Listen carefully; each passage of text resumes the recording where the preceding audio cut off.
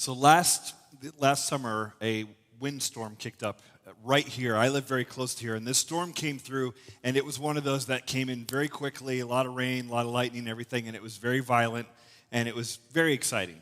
So my wife and I, we were going out on kayaks for the first time. We just got some kayaks, and we had these kayaks tied to our roof. We got a roof rack, so I was a little unsure. Like, I did the ratchet thing with the kayaks on the roof, and I'm like, that looks good. It's probably strong enough. I'm going to move that, And then this windstorm kicks up, right? So we're driving along, and we had to go downtown to the Y to pick up our son, and so we go down there, and it's just getting worse and worse as we're driving along, and I'm like, this is a little bit scary. Like, this is getting violent. And so we pick him up, and we start heading back through the fan, and by this time, coming through the fan into the museum district here, coming through the fan, trees are kind of, going sideways and stuff. You're like, this looks really bad. Like, this is a major storm happening here. And by the time we crossed over Boulevard on Main Street, coming in just behind the bird here, just back over here, we cross over onto Main Street. And we cross in, and the power is now out, and the street lights, like, it's affecting things, right? And I'm driving, and my son's in the back seat, and my wife's next to me, and I'm like, this is a little scary. And I look over, and this massive branch from a tree just falls next to our car, just boom, like this big thud. And I'm like, this is not good. And we're going forward, and it's now dark, and it's getting hard to see. And so I'm going forward, and there's this big SUV in front of me, and they stop in the middle of the road. And so I stop in the middle of an intersection. Okay, so I stop there, and this car in front of me stops, and it turns around towards me on a one-way street, and I'm like, what is this guy doing? And it was hard to see, but I could look beyond him, and I saw there was a massive tree all the way across the road. Okay, we can't go that way, right? So I'm thinking quick, like, what are we going to do? And I look to my left, and I'm in the middle of the intersection, and to my left is a one-way street coming towards me, and there's cars coming that way. I'm like, well, I can't go that way. I can't go behind me because there's a one-way street behind me, and there's cars behind me trying to get through. I can't go forward because there's this big tree. So I look to my right, the only way, and I look over there, and there's one street out, and there's a bunch of branches across the road. And it's a mess over there. And I'm like, and I'm trying to process all this like it's happening, and it was wild. I'm like, what are we going to do? And the guy in the SUV in front of us got out of his car and starts walking. And Eamon, my son, he's sitting behind me. He goes, let's go, Dad. And he jumps out, and I'm like, oh, it's on. We're going. And so I open the door, and I go out, and the rain's coming down. It's hard to describe to you exactly what that felt like in that moment. But have you seen Twister? That, basically. Now, I might be embellishing here because, as I recall, we were in slow motion, power transformers were being hit, sparks were flying everywhere. It was something like that, roughly. But we ran through the rain, coming down sideways, and the lightning and the wind and all this stuff. We ran over there, and we saw these branches, and then we just started grabbing them. Like, get that, go, go, go. And we go grab all these things. We pull all this stuff off the road, and then we go get back in the car. I mean, we left some smaller branches on the road, but I drive an SUV, and when do you ever get to do that, really? I was like, this is my moment. Like, I've seen the commercials. They go up rocks in the mountains and stuff. Like, I'm going to do this in the museum district. We're going over. And my wife would be like, it's because you don't clean up thoroughly. That's why there are still branches over there. But whatever. We got it. We got back in the car. We had scratches on our arms. We were soaked. Got back in the car. And my son and I, we were like, that was awesome, right? Like, that was fantastic.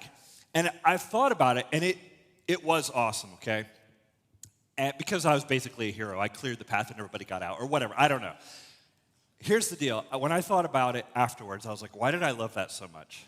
And I think on some level, it felt like to me that for a moment, being a man mattered.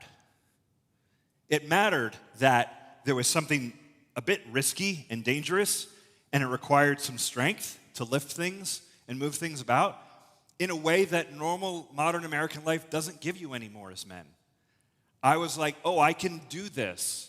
I can go into this dangerous situation and lift something and move something and help out. It mattered that I was a man in that moment. And I think there was something about that just stuck with me. I was like, this is fantastic. Because modern American life, let's be honest, we're not fighting off the Vandals or the Huns at the gates, right? We're not fighting a ton of wars. Modern men, what are we doing? We're working on laptops all day. Like, when does it matter that you have strength? You were designed with strength. When does it matter anymore when we all sit behind laptops? It kind of matters when my wife's like, can you open this jar of peanut butter? She'll hand it to me. It's like, can you open? And I'm always like, yes, yes, I can.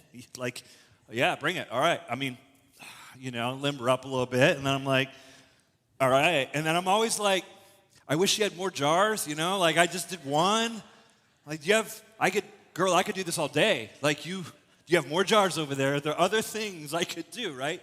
Because God gave me strength. I'm not the strongest guy, and there's certainly a range of strength in men and women, right? But on the whole, I have testosterone in me. This drives me towards strength. It drives me towards risk, maybe aggression, those kinds of things. There's good and bad sides of it, but this stuff's coursing through my veins, and I want a chance to do something with it in a productive way. And we don't get that a lot in culture. And I think when men handle that, I'll call it like their warrior side, this urge to initiate, to risk, to go into danger, to fight, to use strength. When men handle that well, it's a beautiful thing. And when men don't handle it well, it's a disaster for everybody around them. I'll give you an example of two men who handled their warrior side in different ways. In 2018, in Thousand Oaks, California, a man in his late 20s named Ian David Long was frustrated and had a lot of struggles in his life. And he was a former Marine, and he had been trained to be a warrior. And he was living with his mother, and his life was not working out well, and he decided at one point to go into a bar, and he threw some smoke bombs in there, and he pulled out guns, and he started shooting everybody. And he ended up killing 12 people. A local sheriff was there. The sheriff ran at him, but this guy was expecting it, and he shot him, killed the sheriff right there on the spot, and then he killed 12 people and then turned the gun on himself. But let me tell you about another man that was there in that bar that night. There was a young man who was 20 years old, college student, named Matt Wennerstrom. And Matt, kind of your typical, scraggly beard, hat on backwards, college dude, he's hanging out, and this starts to happen. The bullets start to fly. And Matt and 7 other men grabbed a bunch of people and pushed them underneath the pool table. And then, and as they got them all underneath the pool table as the bullets were flying, Matt and these other men knelt down in front of the gap under the pool table and put their bodies around them. One woman was there celebrating her 21st birthday. And she later told reporters that this is what happened. She said this: there were multiple men who got on their knees and pretty much blocked all of us with their back towards the shooter, ready to take a bullet for any single one of us. 2 men with a warrior side. One is leveraging it to destroy, and one is leveraging it to protect the people that was around them. And there's something there. This is what it looks like. Matt Wennerstrom is what it looks like when men leverage their strength and this warrior side of them to protect those around them. So today, I want to talk about one aspect of masculinity that I believe men are, and historically always have been, some version of a warrior and a fighter. Now, this doesn't mean we're all signing up for the military. It doesn't mean we all have spears and we're out defending the tribe. But I do think there's something in us, and it's probably some function of testosterone and chemicals and God's design. I would argue that there's this side in us that wants to fight. And when men fight for the good of the people that they know and love, or when they fight against injustice, that is a good thing. That is, I would argue, that is a God-ordained function that men can have in society. But when men take that same warrior side and they rage and they fly off the handle in destructive ways, they end up using that thing for evil. And many of you in this room know exactly what that's like. You've been around men who have flown off the handle, maybe in the house you grew up in, or people you've been married to or been in a relationship with, and you've seen the destructive side. And then I would argue that many of you have probably seen the good side too. And not only have you seen the good side, some of you men in the room, if you're honest, you would say, yeah, I've been both. I've leveraged my strength for good, and I have flown off the handle and leveraged my strength in some not good ways. So I want to try to point us to a better way forward with this warrior thing that is in men. And I want to point to a scripture. We, as a church, studied through the book of 1 Corinthians about 2 years ago. We went through the whole book, but we did not get into the verse that I'm going to read to you here in a second. Paul, at the end of the letter, in the church in Corinth, he writes this letter, and at the end of the letter, he's giving them these like quick hitter statements of like, do this, remember this, keep this in mind. He gives these quick statements. And I've always been struck by 1 Corinthians 16:13. This is what it says in the New Living Translation. So let me put it up on the screen. This is what Paul says: be on guard, stand firm in the faith, be courageous, be strong. All right, that's good. Check. Those are good things. Like, okay, be courageous, stand firm, be strong.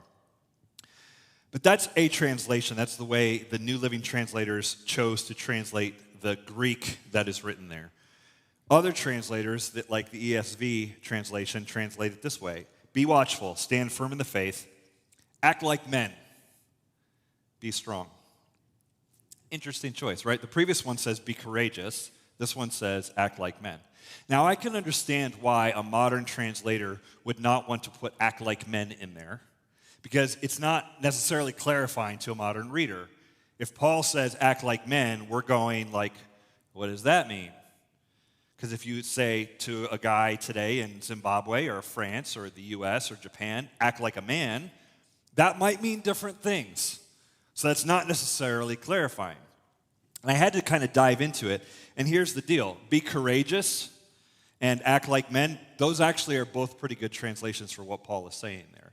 He's using a word that is, he's really using a phrase like act like men. And by that, it means a masculine thing, not feminine. And it means a grown-up thing, not a child, right, is what he's saying. And that phrase, act like men, in Paul's day would have been synonymous with have courage, because there was something that they believed in culture, or that society believed, that Paul is teaching here. There's something about being a man that is synonymous with bravery, courage, that kind of having that kind of strength.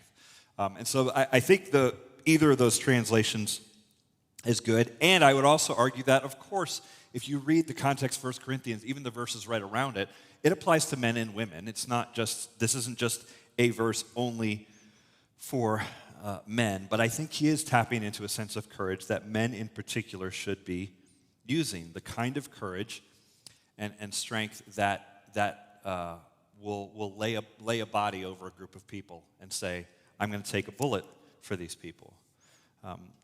Now, the idea that men and women are different, and that they might bring different things to the table, I get that can be controversial.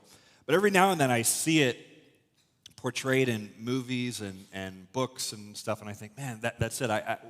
My wife and I, we went and saw the movie Cabrini. I don't know if you've seen this movie. It came out a couple months ago. We went and saw it a while back. And it's the story of St. Frances Cabrini, and she moves to New York City from Italy in the late 1800s, and she moves to the poorest neighborhood in New York. And she basically advocates for the poor, sets up orphanages, hospitals. It becomes a movement in the Catholic Church really all over the world.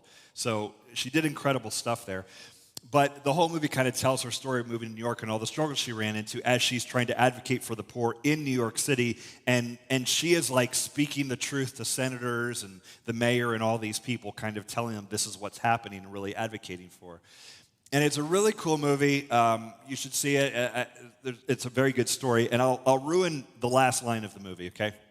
The last line of the movie, this little nun, she is in the mayor's office with the big building, like overlooking the city. And the mayor's played by John Lithgow. And she's in his office, and he pours her a drink like, scotch or something. And they're having this drink together. And he basically says to her, Mother, it's a shame you're a woman. You would have made an excellent man, because of all that she had accomplished. And this is what she says in response. She says, "Oh no, Mr. Mayor, men could never do what we do." And that's the last line in the movie. And I remember at first I thought, oh, that's cute.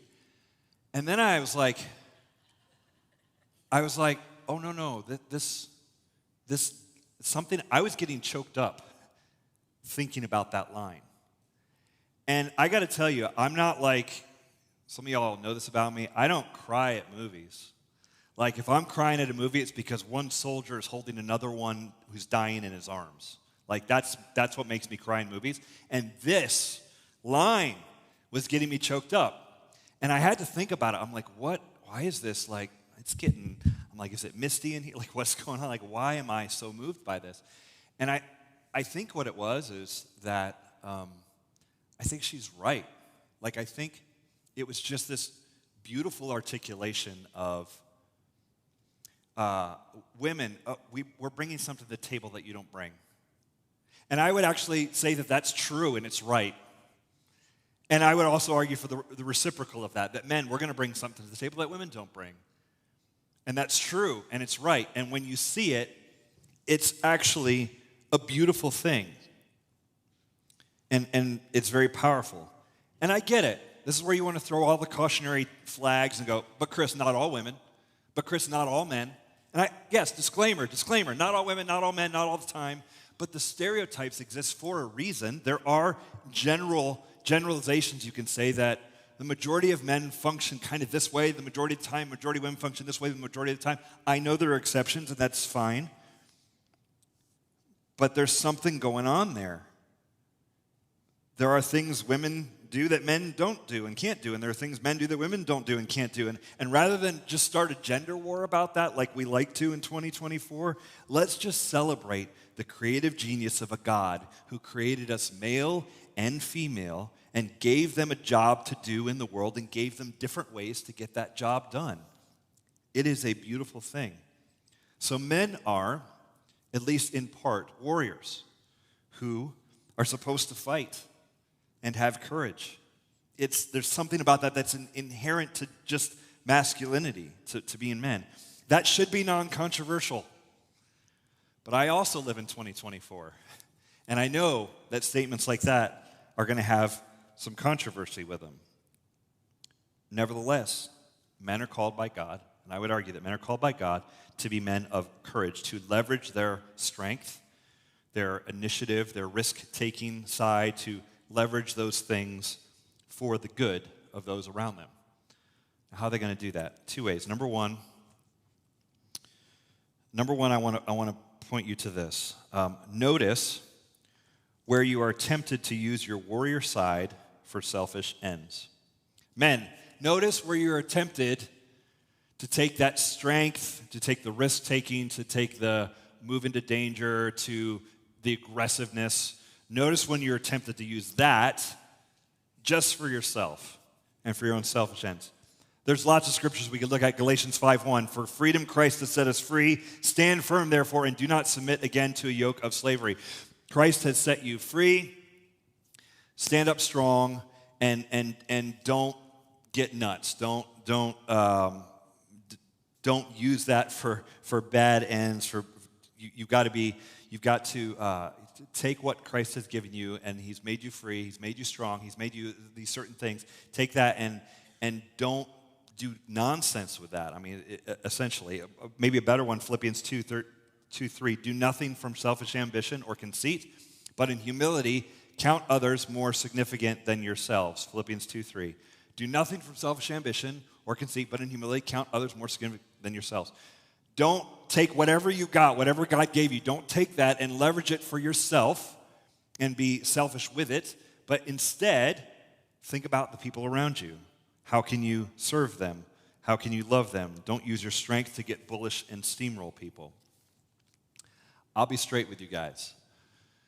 This issue of this part of the aggressive side of being a man, this is something I have been and am still working to wrestle down to the ground in my own life. If I go back and look at fights that my wife and I have had, and we have had them, I don't know what you think of someone who does my job for a living, but we have fights too.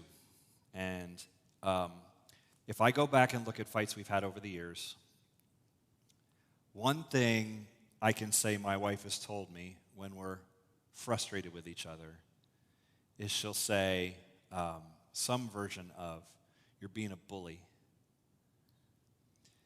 And I don't like that about myself. I know what she means when she says it, and I don't like if there's any kernel of truth in it. And I think what it means in part is you're being aggressive and selfish. You're trying to win an argument by strength, to shout down the opponent, that kind of thing. And I have seen that tendency in myself at times. And men, maybe you've seen it in yours as well. When it's one thing to fight for what is right, but it's another thing to just fight to get it your way. And those are not always the same thing. And I've seen that tendency in myself as a husband. I've seen the tendency in myself as a parent. It is easy for men to bully children because they're children. And sometimes, honestly, they're just annoying. And you want them to stop doing the thing because it's annoying to you and it is disturbing your calm. And I can think back to times I've done that with my own kids. I can't do it now because they're big. And so, thankfully, they can stand up to that kind of thing and not let me get away with that. But I've seen that in myself. I've seen it as an employer. I've seen when I've been tempted to bully or be aggressive or to use my title or to use a leadership position to say, it's my way or the highway, rather than empathy and active listening and the good leadership skills and all the things the counselor taught me. Rather than doing all of those things, I have seen moments where I am tempted to be a bully. And it's not good. And men, I would guess that if you look at your own life, you'll see that stuff too. If we're going to be who God called us to be as warriors and as men, we have to notice that stuff in ourselves. We have to notice when we're being a bullier. And it's a little bit like being kind of angry, but it's okay to be angry. I'm not saying you can never be angry, but you've got to notice that stuff.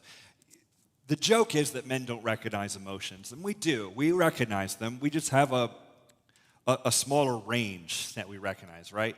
Anger, we know that one. We got that on lock. Like, we know, yes, I'm angry. Like, we know that's a thing. And I guess I would just say notice when that creeps up in you, when you are tempted to be angry, and what is going on there. And are you being angry and using your anger to bully someone, or are you actually using it for a good or righteous cause? It's super cool when Harvey on Suits gets angry and lights somebody up. Less cool when you do it in real life, I promise, because no one's writing your script, and you're going to say it wrong. I promise you will. So I think we need to pay attention. This is also where community is really valuable. This is why we've talked about in this church before and why we have some men's ministry events and women's ministry events, because sometimes we just need each other to hold each other up, to challenge, to encourage.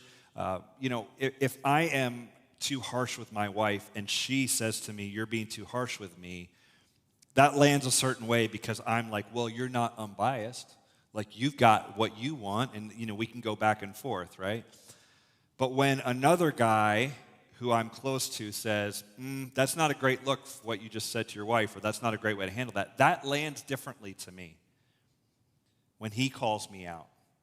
And I go, oh, like I'm not just a clash of wills with my wife. Now it's like I've let the brotherhood down. Like, they're like, dude, what are you doing, you monster? Whatever. Like, so when you have other men in your life who can challenge you, that's powerful. Men need this in their lives. They need that connection. And not just the challenge, but the encouragement too. When other men see you do well and they come around you and they're like, attaboy, that's the way to go. Like, that really helps. That's powerful. This is why we do groups. Topher's leading a group for men this summer right now. This is why we have groups like, hey, men, get together. Let's have these conversations. This is why we do things like we're doing these fireside chats around town once a month, get a group of guys together around fire, and we do it once a month for this coming year. This is why we're doing that. We make it open to guys and say, hey, show up. You don't have to be perfect, special, anything. Just bring yourself. Show up. We'll put some sort of drink in your hand. We'll sit around a fire pit, and we'll just talk through a couple things. Because men need this. We need other men to walk alongside with us. There's something really powerful and good about that. So step one really is notice where you're tempted to use that warrior side for your own selfish ends. And number two is this: step up and fight against injustice. Famous story of Jesus. Let me read it to you. It shows up a couple places in the Gospels, but I love the way John puts it in John chapter 2. Let me just read you this. You've probably heard this before. The Passover of the Jews was at hand, and Jesus went up to Jerusalem. In the temple, he found those who were selling oxen and sheep and pigeons, and the money changers sitting there. And making a whip of cords, he drove them all out of the temple with the sheep and oxen. And he poured out the coins of the money changers and overturned their tables. And he told those who sold the pigeons, "Take these things away. Do not make my Father's house a house of trade." His disciples remember that it was written, "Zeal for your house will consume me." So Jesus walks into the temple in Jerusalem, a place that is designed to be a place of prayer and worship of God. This is where you connect with God. Now, people are going to make sacrifices when they go to the temple. They would bring a sheep or a pigeon or whatever, and if you didn't have one of those, you could buy one at the temple. So they had set up an area: purchase your pigeon for sacrifice, purchase your sheep over here. We certify that it's a great sheep or whatever. They would do that, and then they would do this money-changing thing between Roman coins and the coins that they're using for the temple. And so they got this whole thing going on. And over time, that system became very exploitative and is extorting people. Oh, you got to make that sacrifice. All right, well, I'm going to charge you a little extra. And it became that kind of system where people are making money, extra money, off of this whole system.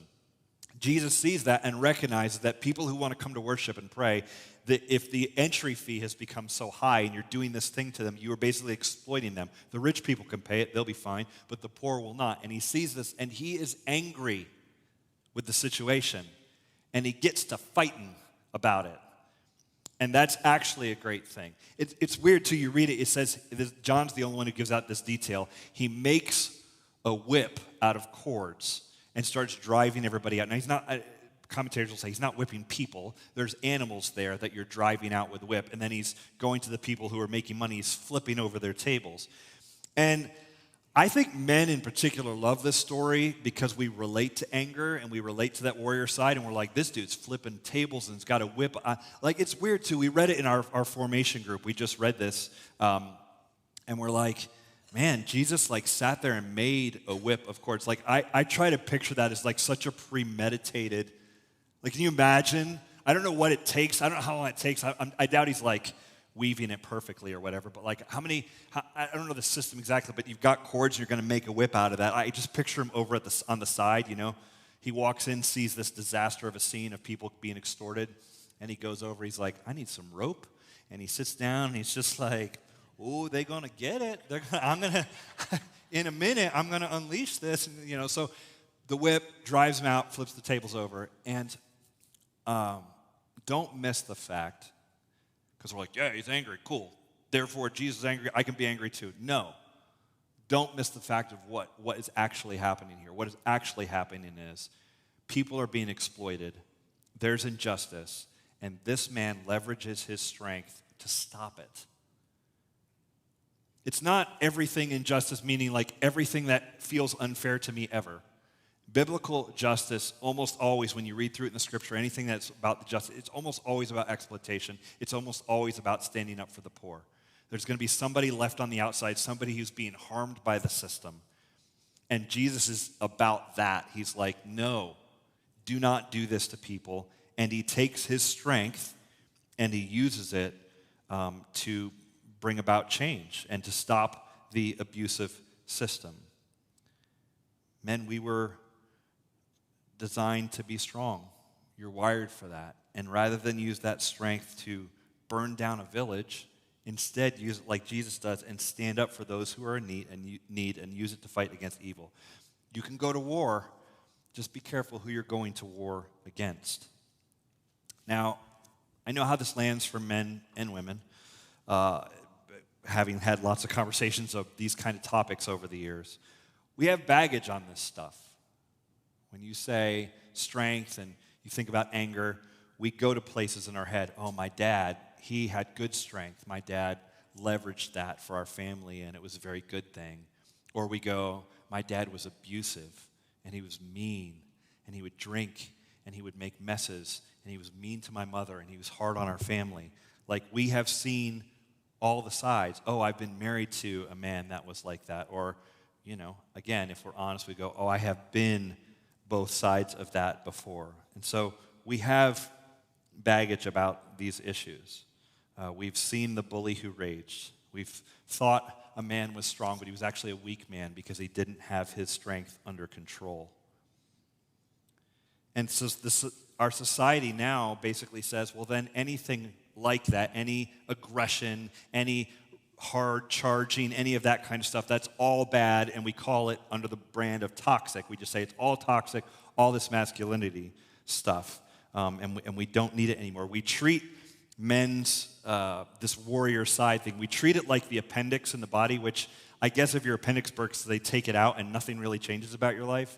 You're like, well, and they're just like, well, that was a thing you used to need, but you don't need that anymore, so we'll just take it right out. I don't know why our body has stuff like that, but apparently that's a thing. And we sort of treat this side of manhood and we go, we don't really need that anymore.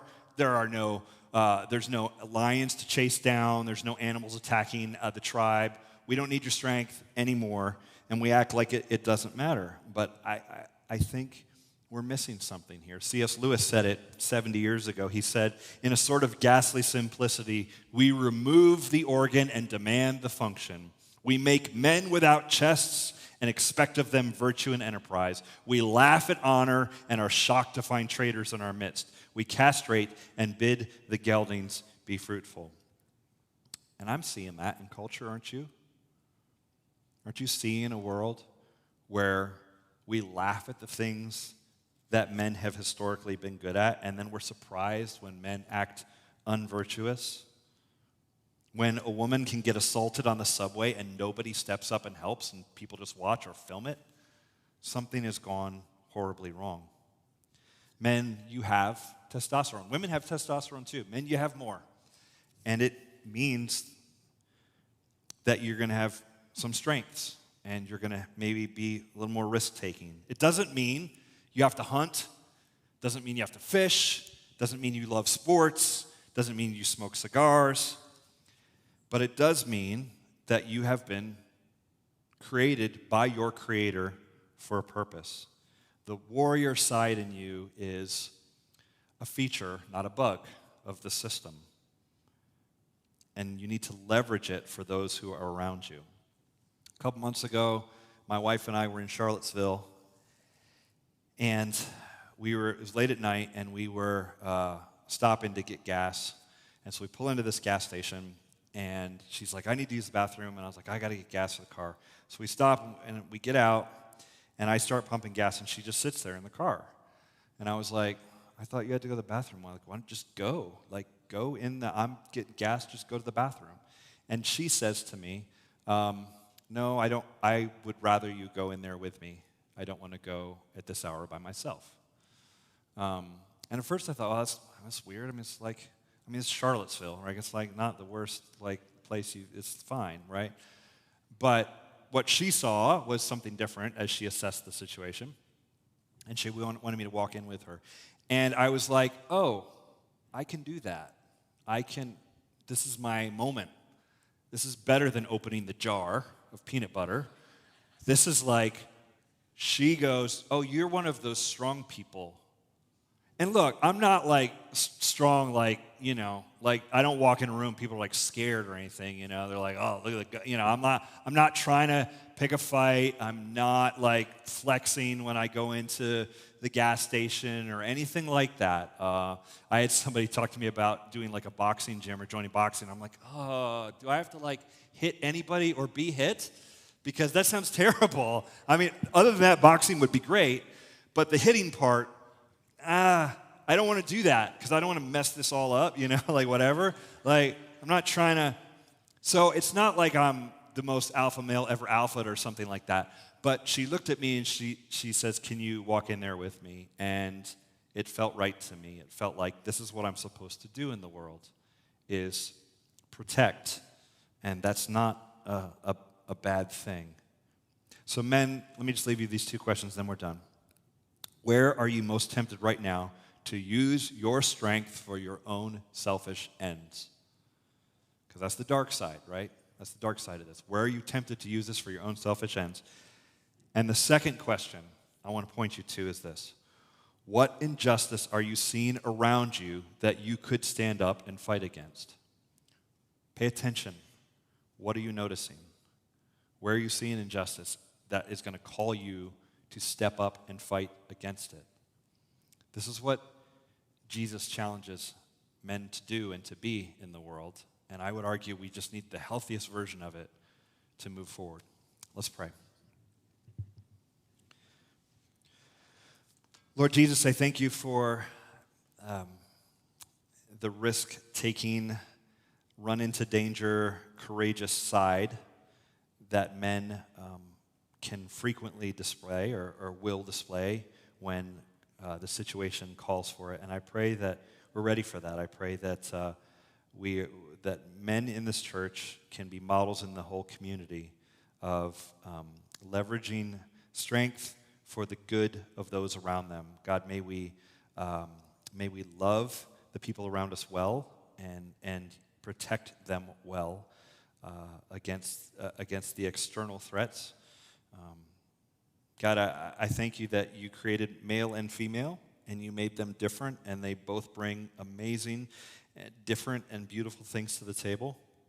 May we have those conversations. May we learn how to honor those different strengths well and work together well as we try to grow your kingdom here on earth.